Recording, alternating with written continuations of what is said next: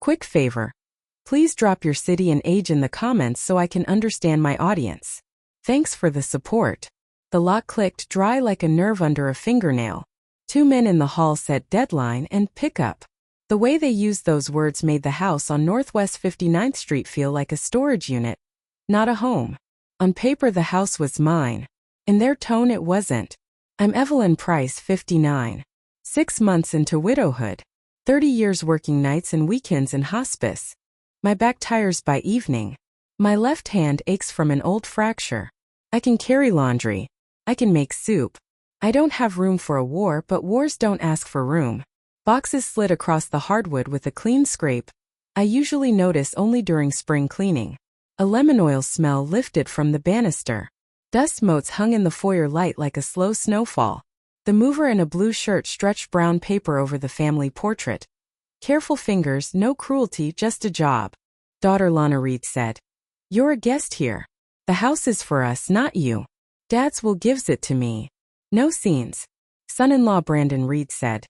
Don't make drama. We're not babysitters. Sign the keys over and we avoid embarrassment. Daughter Lana Reed said. You forget things. We're protecting you from yourself. A quiet place suits you better than stairs. Son-in-law Brandon Reed said. 30 minutes. Essentials in a suitcase. We'll handle the rest. Daughter Lana Reed said. Dad's money is a federal issue. Don't be stubborn. We'll make the right choices for you. The words didn't shout. They simply landed flat and heavy, like new keys laid on a table by the wrong hands. The kitchen clock ticked louder, each mark a little hammer. My husband Arthur's cup still smelled faintly of coffee, dark roast, cheap grocery kind, the one he said tasted like morning even at 4 p.m. The photo box fit first. 2 sweaters followed. I thumbed the edge of a Polaroid. My daughter on a beach, 3 years old, hair wet and sea salty, cheeks blown by wind. I wanted to stand still and make time stop long enough to ask the air what happened between that day and this hallway. The porch swing creaked, asking a gentler version of the same question. An envelope slid into my palm. 2 crisp hundreds. The feel of a tip handed to a stranger after a service. Son-in-law Brandon Reed said. Motel on Aurora has rooms. We'll pay a couple nights, then we'll formalize everything. Daughter Lana Reed said. It isn't eviction. It's care. Sign and keep it simple. The motel told the truth about $49 a night. Thin towels. Bedspread with a pattern designed to hide stories. AC humming like an old fridge remembering better days. The hallway smelled like cleaner poured over old smoke. In that noise the foyer phrases replayed. Guest. Not babysitters. Sign. My hand throbbed from the suitcase. My knee clicked on the stairs. My mouth stayed dry in a way that meant I was awake, not frozen. Paperwork first, then feelings. Downtown on 3rd Avenue. Attorney Neil Harper lined documents like knives in a velvet tray. The original will lay open and quiet. Arthur's handwriting didn't do drama. It did clarity. The house to the wife, 70% of assets to the wife, a large fixed sum to the daughter, conditional on treating the mother with dignity and not interfering with housing. The signature looked like the man measured, never rushed. The notary seal had the weight of a coin pressed into a palm. Attorney Neil Harper said. That's the will. Any attempt to displace you is a violation. A copy sat beside it, clever to a quick eye. Not clever enough. The P in Price trembled as if the pen forgot to breathe. The witness names were real, but the hands were strangers. Attorney Neil Harper said, forgery. We freeze every estate action today. Phone buzzed. No hello. Daughter Lana Reed said. Text Dad's money is dirty. FBI will seize it. Cooperate and you keep the house and a small stipend. Refuse and you end up under guardianship. Arthur didn't do dirty. He kept receipts in labeled envelopes. He loved a fireproof box for what-ifs. And a safe deposit key with a chip of blue paint for telling it apart from all the other silver keys in the bowl on the entry table. At a cafe window, investigator Rena Cho set down a notebook and a small recorder. The coffee shop had that roasted bitter smell that lives in your sweater for a day. Investigator Rena Cho said timeline. Times, places, exact words and who said them. No decoration. I laid the week out, 30 minutes to pack.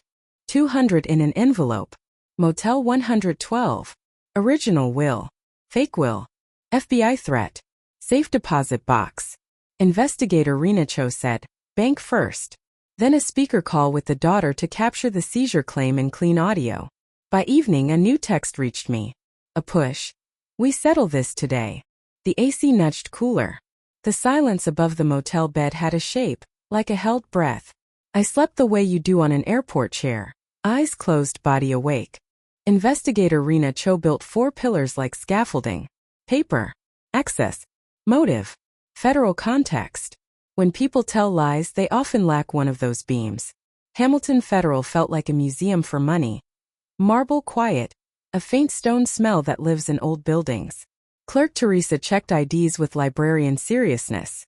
2 days earlier, someone tried to enter our safe deposit box with a letter. The manager refused. The signature looked traced, an ink trail that moved too slow. We signed the log and stepped into the vault. Air-cooled. Steel drawers lined like ribs. Inside our box, Arthur's neat world waited. Brown envelopes with square labels, a ring box with no ring, a flash drive rubber banded like it might run, a single cream letter. I opened the letter last. Arthur's voice lives in my head, measured and dry, but here his hand carried it. If you're reading this, something went wrong I did not choose. Give this to Attorney Neil Harper. Call the agent we discussed in 2019. The accounts are clean. Payments from 2015 to 2018 are clean. If Lana pushes you out, use Clause 7. I wrote it because I know her best days and her worst might land on the same morning. Make her choose better. I read it twice. The first time my stomach unclenched. The second time my shoulders did. Investigator Rena Cho took a photo, bagged the drive like a fragile heirloom. Investigator Rena Cho said, that's pillar 4. We pass this to counsel now. Tonight we record her saying seizure. In the office, Attorney Neil Harper filed for an emergency injunction. No locks changed. No false executor talk. No interference. He spoke to the judge with the calm of someone used to fires. Then Attorney Neil Harper called the number Arthur left. A voice answered the way a door opens only if you know where to push. Federal Agent Owen Clark said, source confirmed. Your husband helped expose contractor fraud. His payments were lawful and declared. No seizure. Also, do not return to the motel. Son-in-law Brandon Reed tried to check in under your room number. Investigator Rena Cho said, we'll collect essentials and leave by a clean exit. Eyes open, hands still. Back in 112, the vent grill sat a hair off true. Air tugged wrong like a draft with a plan. Rena turned the sink on so the room would have another sound.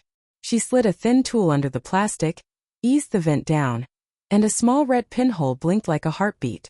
She bagged the camera, then popped the AC face and pulled out a thumb-sized mic with a green belly. The glue smell belonged to a bargain nail salon. Investigator Rena Cho said, rushed install. Night work. Not care control. On the way out, a gray SUV followed too neat and too near. Rena did 2 long loops through a drugstore and a grocery lot, the way people run errands with nowhere to be. The SUV hesitated, then peeled off like it remembered another appointment. At the office, Federal Agent Owen Clark waited with the leather folder. He didn't dramatize, but his presence pressed the room into focus. Federal Agent Owen Clark said, cooperation documented. The seizure story ends. We'll dust the devices. We also have a still of Brandon attempting the box with a traced letter. The pen paused mid-stroke, classic tell. My phone buzzed. A photo. Arthur's navy tie on the motel hanger. A line. Nice taste. Sleep tight in 112. In the picture, the tie looked like a throat held open. Federal Agent Owen Clark said, that's a threat. Tech will run the number. Tonight you sleep elsewhere under alias. No exterior windows that open. Later, a burner phone slid under my door at the new hotel, slick and cheap, the kind sold with cash. Daughter Lana Reed said, call 10 minutes. Come alone. I kept my voice level. 5 o'clock at Attorney Neil Harper's. Witnesses present. The line died. The handle twitched once, a quiet test. 2 hours to stage the table and breathe. The conference room carried a faint lemon cleaner and old wood. Attorney Neil Harper set the recorder in the center and didn't apologize for it. Evidence bags with the motel camera and mic sat where no one could pretend not to see them. Daughter Lana Reed and son-in-law Brandon Reed entered. Lana's hair perfect. Brandon's tie loosened like he meant to look calm and landed on calculating. Attorney Neil Harper said. Visible recorder. Stay and you consent. Leave and I summarize in writing. They stayed. I asked Lana to repeat the FBI line. Daughter Lana Reed said. Dad's money is dirty. Brandon found transfers. Seizure is coming. Federal Agent Owen Clark said. Speaker, did you have lawful access to those records? And why did Brandon attempt safe deposit entry with a forged authorization? Son-in-law Brandon Reed watched his phone screen like it might help him rewrite the room. His voice didn't arrive. Attorney Neil Harper slid the injunction forward. Federal Agent Owen Clark lifted the evidence bags and let the plastic whisper. Investigator Rena Cho said. Camera glue still tacky. Mic warm. That isn't safety. Daughter Lana Reed shifted to a softer script. The house should work. We build the future. You need calm. Sales voice. Meant to make a signature feel like kindness. The receptionist cracked the door. A locksmith was downstairs for scheduled lock changes. Federal Agent Owen Clark's expression didn't move, but the air did. A patrol unit was rerouted here. We drove to NW 59th behind flashing lights that only glowed in the mirrors. The drill sang at my door. A high annoying note that gets under teeth. Daughter Lana Reed stood with a folder. Son-in-law Brandon Reed held his phone chest level like a small shield. Officers spoke to the locksmith. Entry teams went inside. My phone buzzed. 10 seconds of video shot at waist height. Our hallway table. The lemon shine. Arthur's wedding photo brushed by a gloved hand. Then black. Federal Agent Owen Clark said. Radio movement behind the HVAC. Basement team holding. Upstairs team checking probable point 2. A second message arrived. Front door is just one way. Tasted like freezer air. I kept my face still and my breathing shallow, the way you do when a blood draw goes wrong and the nurse needs a second try. Inside, the house smelled like itself. Polish and dust and a last stew that clung to the air. Under the console lip, heat from a working battery gave away a pinhole camera. Back. In the hall closet, Arthur's gray network recorder blinked its small red eye. Investigator Rena Cho connected a tablet. 4 tiles. Porch, living room, kitchen, mech. She scrubbed back. A small hooded figure cut through the kitchen. Torn latex at the knuckle. A bright blue bit case in the pocket. Son-in-law Brandon Reed's favorite to show in jokes about being handy, before calling someone to do it. The gate leaned forward like the person apologized to the floor.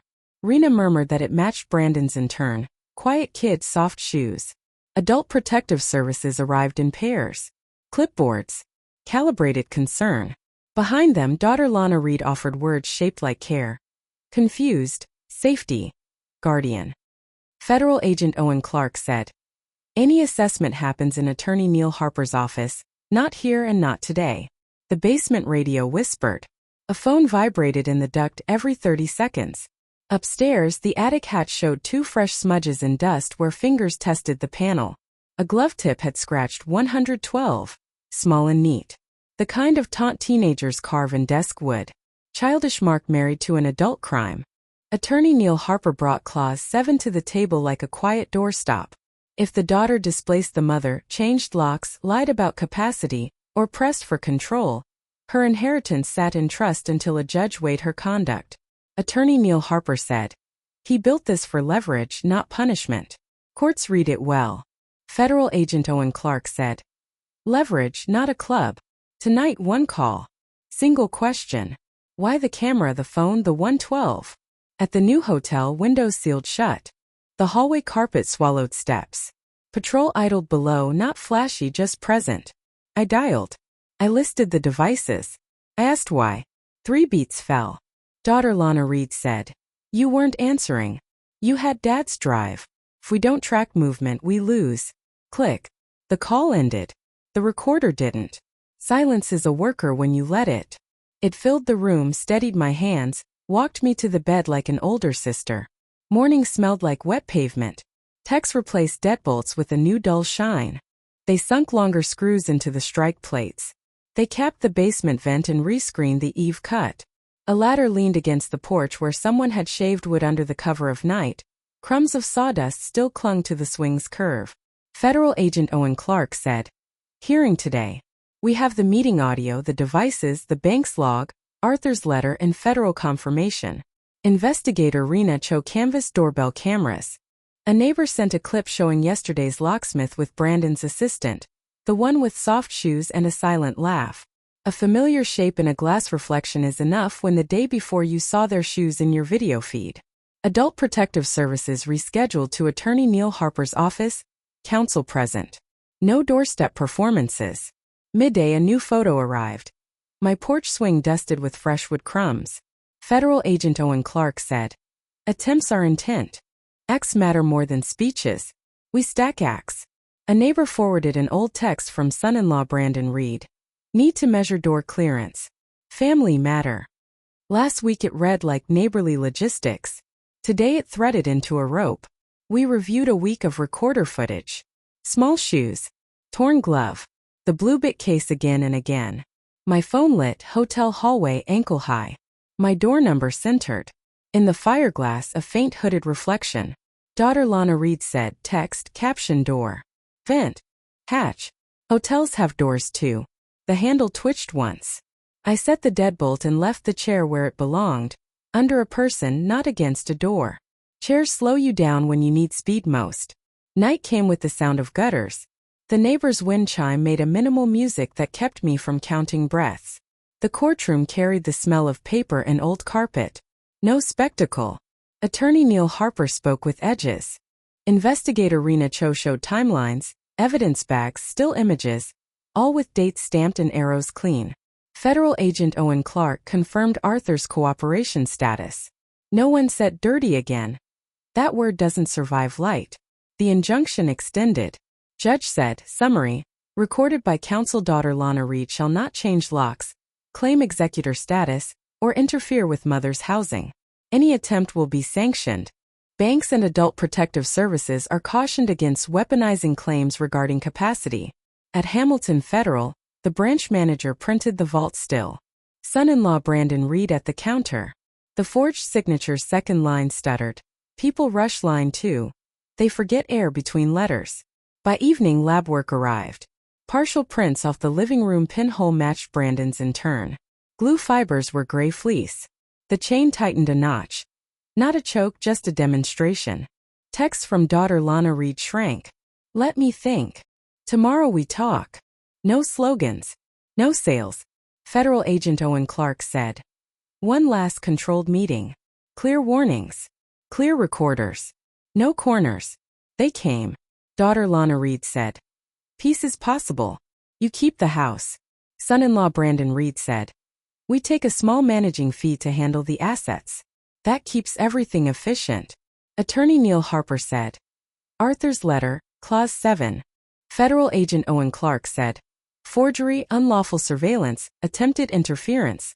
These are the outlines now. Consider your counsel's advice. They left without lines to sell. The porch caught the evening. The swing moved once, then chose stillness. I slept at home.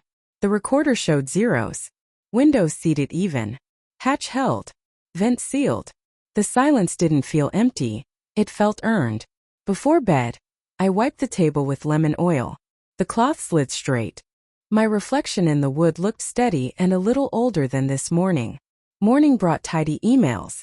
The bank confirmed. Safe deposit access only through me and attorney Neil Harper.